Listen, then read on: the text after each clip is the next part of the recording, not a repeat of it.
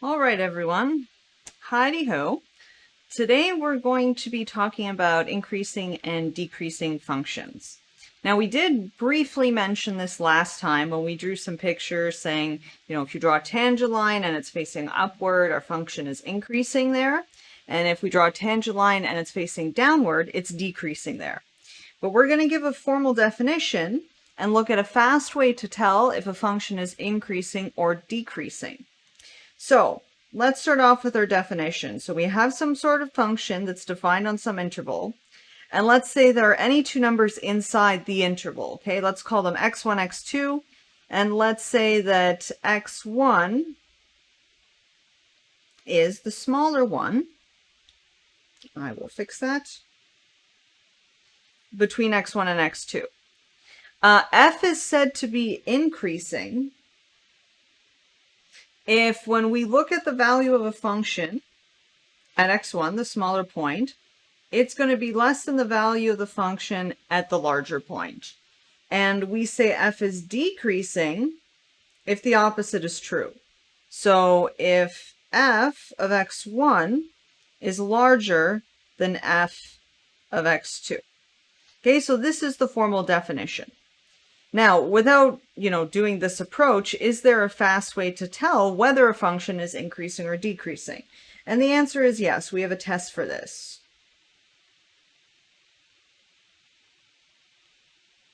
Okay, and the test just has a killer name. Test for intervals where f is increasing or decreasing. So what this test says is that, again, we have some sort of function and its derivative is defined. So we have no jump discontinuities or anything weird happening on some open interval. Okay, so then if we have that the derivative f prime of x is greater than 0 for all the x in that interval AB, then we say that f is increasing on the interval AB. On the other hand, if f prime of x is less than 0, so if the derivative is decreasing on this interval AB, then we say f is decreasing on the interval AB. And finally, if f prime of x is equal to 0 on the interval AB, then we say f is constant. So if your derivative is constant, when do we have that? We have that if we have f of x is equal to some c. Okay. So that's the test, and that's what it means for a function to be increasing or decreasing. Now, there is another thing we need to keep in mind of. So the derivative f prime of x can change sign from positive to negative, or it could go the other way, from negative to positive, where we have points where f prime is equal to 0. So in other words, we have some sort of a hill, or we have some sort of a valley. Okay, so at the top or bottom, this is when our tangent is equal to 0. But we can also have this at points where f prime does not exist. Okay, and we'll take a look at that shortly. Now, when the derivative is equal to 0, we refer to these as critical points or critical numbers.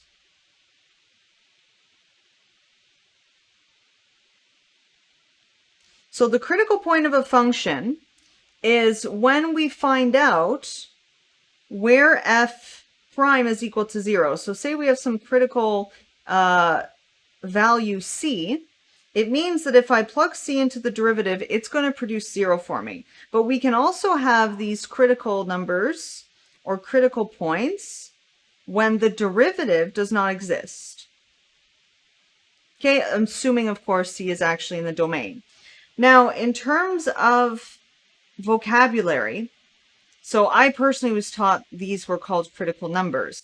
But to distinguish the difference between the x and y value of a critical point, we'll be using the notation that's been used previously in this class, or sorry, the vocabulary that's been used previously in this class, where the x coordinate, okay, which gives this f prime of c equal to 0, we're going to refer to the x part as the critical number.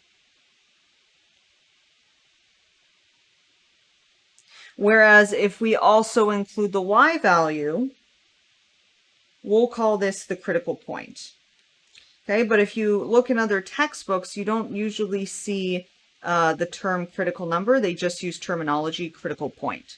So again, if we have some sort of critical point, the actual point on the graph, xy, where x is c, y would be f of c. If you just want to talk about c, we'll refer to that as the critical number and the entire point as the critical point. Okay, I just wanted to find it this way in case you look at other sources. Now, how do we actually apply the test? Okay, so to apply the test, we want to determine the interval where f is increasing or decreasing using the following steps. So first of all, find the derivative and set it equal to 0. And then we solve for x. Those x will be our critical numbers. And this is going to tell us how to split up our domain to see where the function is increasing or decreasing. Okay? Now, to actually check if it's increasing or decreasing, we will make a chart, and in between the certain intervals, we'll take a test point and we'll plug it into here. And we'll see if our f is less than 0 or if it's greater than 0. And then this will tell us where our function is increasing or decreasing. And let's just do an example, because I think it'll be easiest to see these in an example. All right, so let's start off with a polynomial, which is nice and continuous and differentiable anywhere. We have no jump discontinuities, nothing weird is happening. So let's start here. Now, what's the derivative of this? By the power rule, I'm going to get 3x squared plus 6x minus 9. And now what do I want to do? I want to set f prime equal to 0 and find the critical numbers by solving for x. Okay, so we need to solve 0 is equal to 3x squared plus 6x minus 9. Now we can factor this. Before I factor, I am going to factor out a 3. So we'll be left with x squared in the first term. We'll have a 2x in the second term, and we'll have a minus 3 in the last term. Now, when I factor this with respect to x, I'm looking at a 3 here. So 3 and 1 are multiples. If I have a positive 3 and a negative 1, that would give me a 2.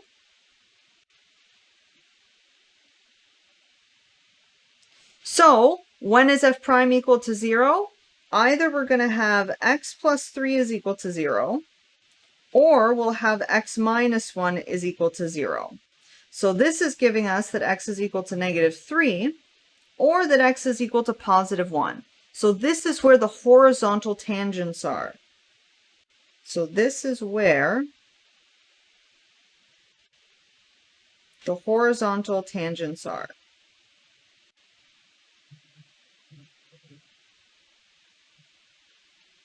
So what are our critical numbers?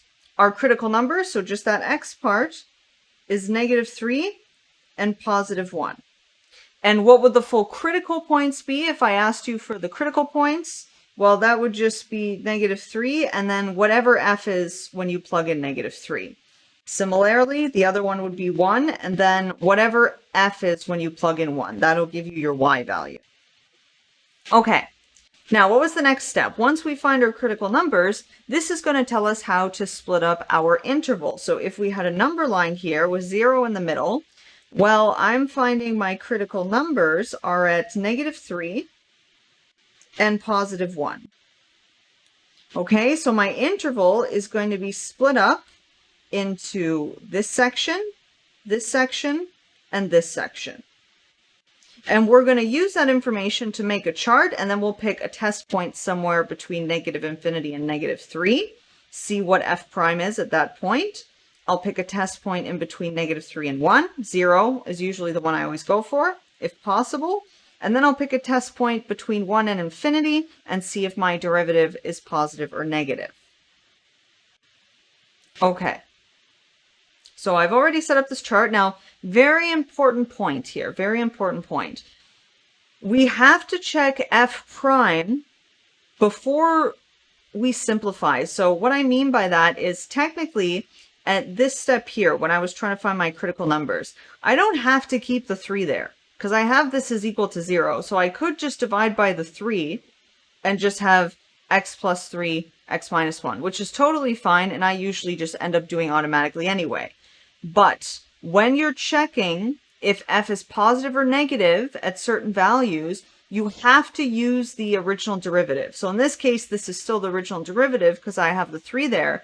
But if you canceled out your 3, you can't use it on this one. You have to use it on the full derivative before you start canceling numbers. If you factor things or simplify, that's fine. But once you start canceling and getting rid of stuff, you can't do that. Okay? So let's do, I don't know, let's do -10. I usually try to go for bigger numbers because it's easier for me to quickly tell what's happening. I'm going to go 0 here. And we can do +10, why not? All right, now what do we have here? So this term right here, okay, this is going to be negative, and the next term is also going to be negative. So what does that mean? The function is positive. Now my next one, this is going to be positive, and this one's going to be negative. Negative, positive times each other. My function's going to be less than 0. Okay, I don't care what the actual number is. I only care if it's less than or greater than 0. If you want to put in the number, that's also fine. This one is positive. This one's also positive. So for this part, our function is positive. Or sorry, our derivative is positive. So what does this mean? So if the derivative is positive, that means that the function itself is increasing. We have positive tangent lines. Increasing. And then it's going to be decreasing. So the intervals where our function will be increasing are on which? Negative infinity, sorry, to -3. And you can do union if you want to, or we can just say and 1 to infinity. And where's it decreasing? It's decreasing in the middle. So -3 to 1. Now, just to help you visualize these things, okay, this is what the function looks like if it's plotted. Okay, so where are those critical numbers? So those critical numbers were here, and the critical point, this was -3, and this corresponds to 31, the y value. And then this was our other critical point, 1, and if you plug in f of 1, you would end up getting -1. Okay, so this is where our tangents are horizontal, and these are the critical points. So this is a critical point. This is also a critical point. Now, where's the function increasing and decreasing? Well, where's it going up? Well, it's going up here, okay, which is what we found by our test. And it's also going up here. Where's it going downward? It's going downward right here. Okay, from -3 to +1. Okay, so this is increasing, this is increasing, and then we have that it's decreasing here. Okay, not too bad, right? Let's do another one. Let's do one now where we have to be a tiny bit more careful. So I have x minus 1 to the power of 2 over 3. So when I differentiate, this is going to be a chain rule. Bring down my exponent. Leave the inside alone. 2 over 3 minus 1. So that's 2 over 3 minus 3 over 3. So that's negative 1 over 3 times the derivative of the inside. That's just equal to 1. All right. So now what do I need to do? I need to set f prime equal to 0 and find my critical numbers. Okay? Now I'm going to write it like this, just so we realize that we do have something on the denominator. So we have 2 over 3, and then I have x minus 1 to the power of 1/3. Now, if I try to simplify this, we can cross multiply. I can bring this bottom up here, but that's going to give me 0 is equal to 2. What does that mean? It means nothing. It's not consistent mathematically. So our f prime is never equal to 0.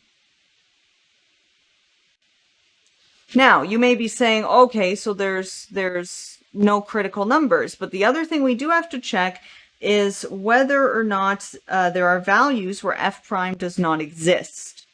Now, our derivative f prime of x is equal to this. We have a denominator. So we can't have that bottom being equal to 0. The 3x minus 1 to the 1/3 can't be equal to 0. So what does that mean? So if I divide by the 3, I'll have x minus 1 to the 1/3. I need to get rid of this third so I can isolate for my x, so I can cube everything. And 0 to the cubed is just 0. So x minus 1 can't be 0, which means that my x can't be equal to 1. So since our f prime of 1 does not exist, but was that a problem for the actual function at 1? What's our function? No, it's not, because this is in the numerator. 1 minus 1 is just 0. So that's not a problem. So the actual function at that point is defined. But f at 1 is defined. So because f of 1 is defined, it means that x is equal to 1 is a critical number. And the full critical point would be 1f of 1. So there's two ways you can get your critical number. Either there's x's where the derivative is 0, but if there's places where the derivative does not exist, but the function exists there, we still will refer to that as a critical number. So again, this is going to tell us how to split up our domain. Now this one's a little bit nicer because I only have one to worry about. So I'm just going to have to check two intervals. -infinity to 1, and then 1 to infinity. Okay, now what numbers am I going to check? Again, you know me, I always go for the 0, and I'll do 10.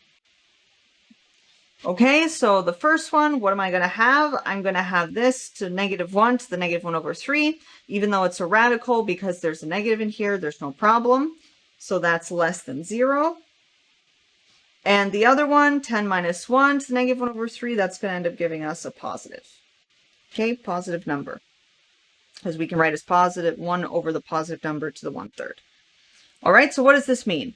So that means that at first we're decreasing. Okay, we're going down here, and then we're going up here.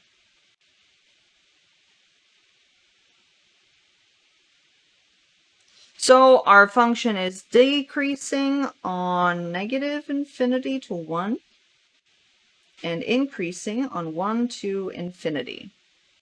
Now again, just to give you an idea of what it looks like to build intuition, here is our critical point. And, you know, this is what? This is a cusp right here. So it's not differentiable, but the function still exists there. Okay, so this is our critical point. Now, where are things going up? They're going up from here to here. Where are they going down? They're going down from here to here. Okay, so we're decreasing here, and then we're increasing here. All right, let's do one more. I'm trying to go through all like the weird cases. So we have the nice case, we have a case like this. And now we're going to look at one where I have x minus 1 divided by x plus 1.